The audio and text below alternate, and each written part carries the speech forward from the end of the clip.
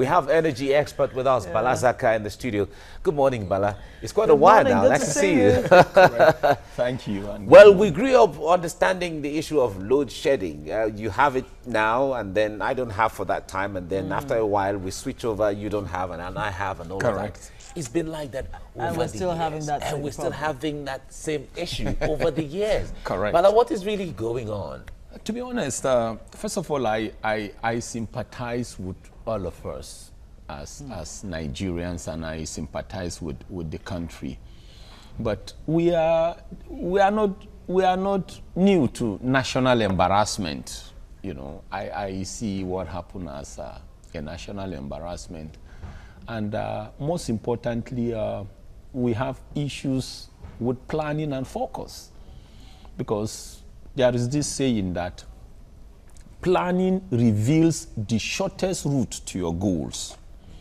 And planning also reveals alternative routes, you know, to avoid pitfalls. So what has happened, as far as I'm concerned, has to do with lack of planning and lack of focus. Whichever so what way you kind look of at planning should we have had in place to avoid this kind of what you call national embarrassment? Because every now and again when we have these experiences, we hear it's gas, there's no gas supply, and then there's pipeline that's been vandalized.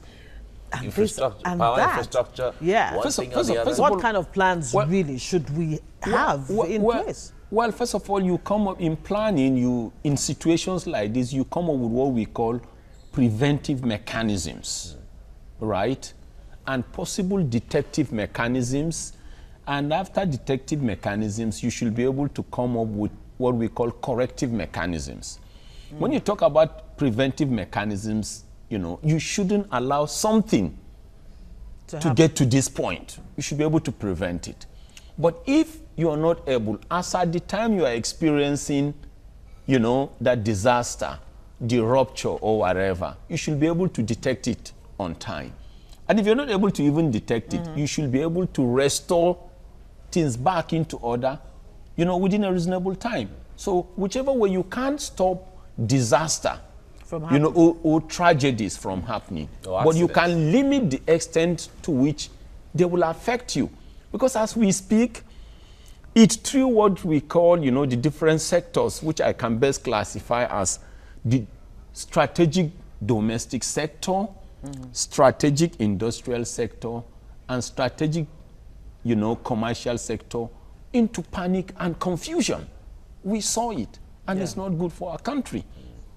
You're talking about gas. Hey, we knew gas as a source of energy a long time ago.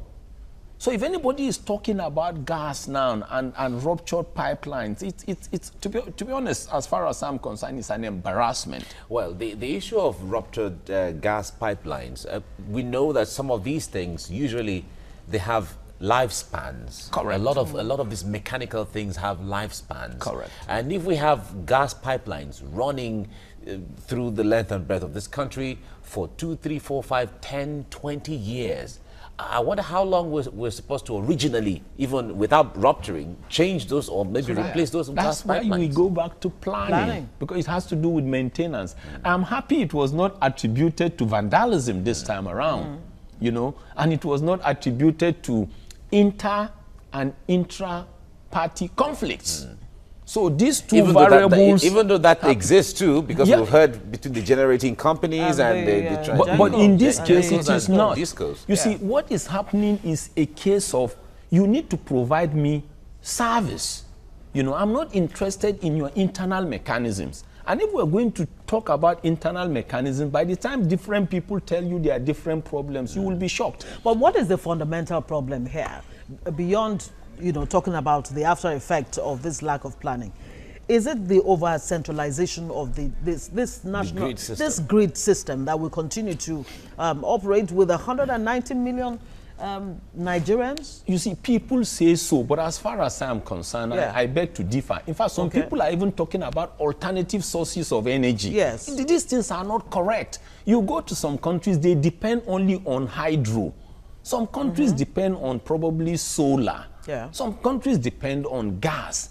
As far as I'm and concerned, all of this Nigeria has in quantum, in huge amounts. Okay, let me just give you a quick example. Yes. It still boils down to planning. If I tell you something, you know, this is the way I will explain it. TVC probably spent more than 100,000 naira to get me here. But people will not understand. But by the time you break down, people will be shocked. And this is the quick breakdown. It took TVC to call me on phone. The credits were paid for. Yeah. Somebody was assigned to do the calling. That person was going to be paid for. A driver was sent to pick me. The driver will be paid. A car was used to pick me. The car will be fueled, and there will be insurance to bring me. All this will be paid for. When I got here, somebody received me. I was served coffee of my choice. It will be paid for. Somebody cleaned me up because I'm not this nice looking. That person will be paid for. Then before I sat here, you know, I was kitted. You know, then I met you. But you know, all this, by the time you assign cost to them, you have spent, TVC has spent more than 1,000. You know, I mean 100,000 naira to get me to sit here for probably 10 or 20 minutes. But you know, at the end of the day, all the viewers, in this case customers, are interested is for us to inform, educate, and probably entertain them. They are not interested in this long yards of things I've spent. Solutions. So that is the same thing. When you begin to tell us about ruptured pipelines, gas, nobody, because if I begin to tell you the complexities in drilling a gas well compared to an oil well, you will be shocked. But our relationship. So what is the weakest link in this chain of events that you have just lined up as it pertains to the power sector? First of all, as far as I'm also concerned, if you go to some nations, people understand and apply that definition of government is a continuum. I think as far as I'm concerned, in Nigeria, government does not look like a continuum. Different dispensations come up with their own strategies. Okay, in this case now, we are talking about the frustrations of the generating companies, the frustrations of the transmission companies, and the frustration of the distribution companies. The consumer wants electricity, and that's all. So when you begin to tell me about gas, as far back ages ago, we knew that one of the sources of energy we required as Nigeria is supposed to be gas. And for economic reasons, we knew that we were going to need gas to drive turbines. And that was why it was even among the reasons why we unbundled NEPA. It was predicated on the availability or abundance of gas. We knew that we were going to need gas for LNG to generate revenue for Nigeria. We knew that we were also going to need gas because from that natural gas you will get ammonia, you will produce, you know, urea, which will be a feedstock for fertilizer. And so we knew all this. So if anybody is talking about how to harness gas, how to have alternative plans, you know, that was why we talked about preventive, detective, and corrective mechanisms. So if you're talking about all this failing today, it is strange. All right. It shows that successive governments have not been handling properly, or somehow, somewhere, every time we come up, you know, as a new government, we pull down the entire structure, start all over again. Well, the concept of government is a continuum. I think that's an ideal basis where, okay, government is supposed to just continue. The government of a country is the government of a country. But when you talk about national project, national philosophy, and national ideology, it's supposed to be dynamic. Yes, and it's supposed to be continuous. Yeah, a lot of people have said that the way Nigeria is, where the power sector doesn't really work, that some persons, they call them cabals or whatever name they call them, are benefiting from the status quo. It's not true. Right. It's not true. We are not really organized. I'm telling you. You see, I've had a reason to ask myself questions.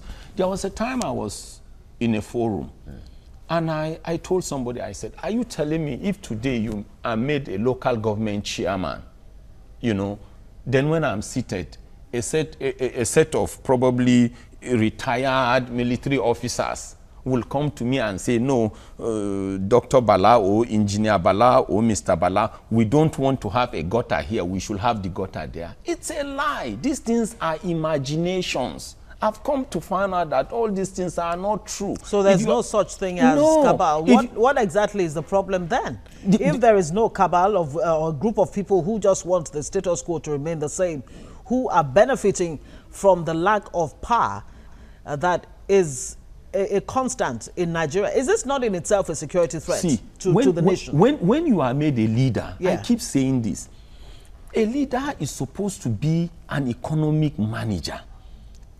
A leader is supposed to drive. A leader is supposed to be a strategic thinker. Ideally. A leader is that missing? Ideally. It happens in practical life. A leader can tell you, I'm not a medical doctor, I'm not an energy journalist, I'm not an accountant, but there must be no corruption. The health system must work. A leader can be a historian, can be a theater artist, can be an actress. Like she asked, so is that missing in the current But the Nigeria? question is, what is the drive? What is the national philosophy? What is the consciousness? What is the policy on energy?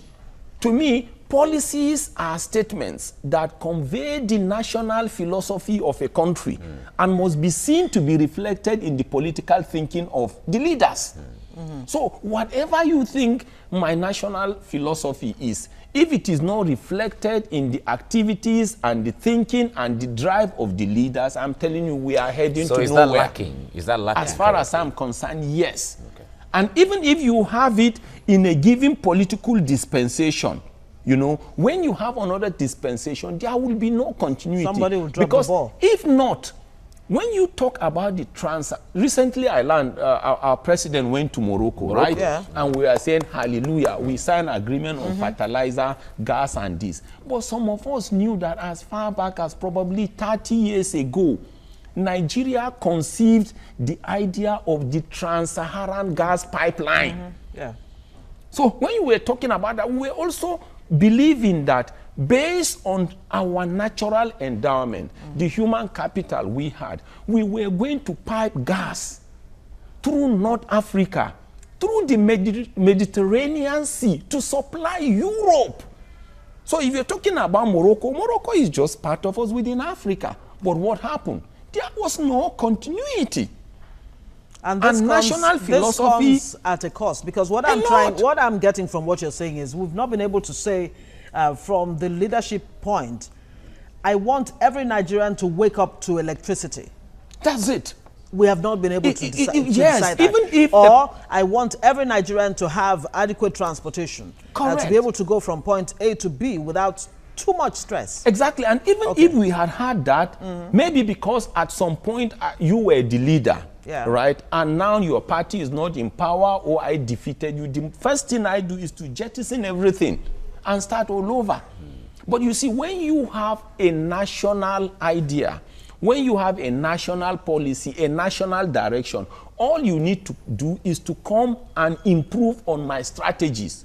But the plan must not change. The destination must not change. In the case of Nigeria, we keep changing the destinations. I'm surprised people are saying, why can't we jump to solar? Who told you? You couldn't manage coal. Go to South Africa today.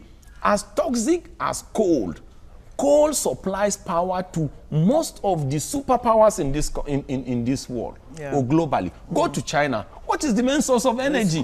It's coal. Go to the US.